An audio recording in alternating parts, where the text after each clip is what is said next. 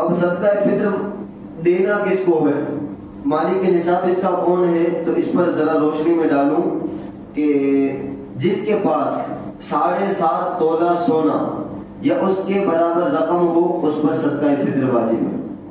اب عمومی طور پر اگر 7.5 تولہ سونا نہیں ہے تو اس بات کو ایک طرف رکھتے ہیں۔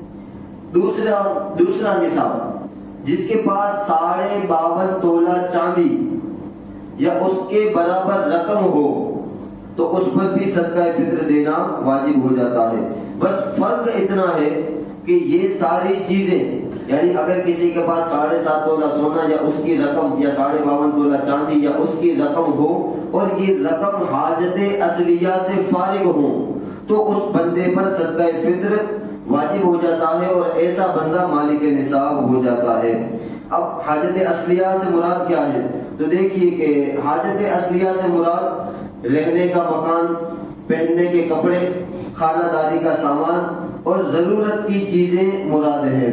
ان تمام چیزوں کے علاوہ اگر آپ کے پاس اتنی رقم ہو جاتی ہے کہ جس سے آپ 52.5 تولہ چاندی یا 7.5 تولہ سونا خرید لیں تو آپ پر صدقہ فطر واجب ہو جاتا ہے۔ اتنی بات کلیئر ہو گئی، سمجھ میں آئی؟ اچھا، تو ایک آپ سے گزارش ہے کہ ایسے نہ بیٹھے کہ جیسے ابھی روزے سحری کا وقت ختم ہو گیا ہو اور آپ کو ابھی سے روزہ لگ گیا ہو، ایسے نہ بیٹھے۔ تو ایک مرتبہ بلند آواز سے درود پاک پڑھیں،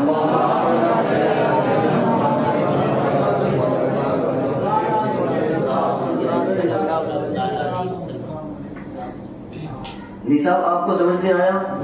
جو نصاب زکوٰۃ کا ہے وہی نصاب صدقہ فطر کا ہے، بس فرق اتنا ہے کہ چند شرطیں زکوٰۃ میں واجب ہیں اور اس میں وہ شرطیں نہیں پائی جاتی۔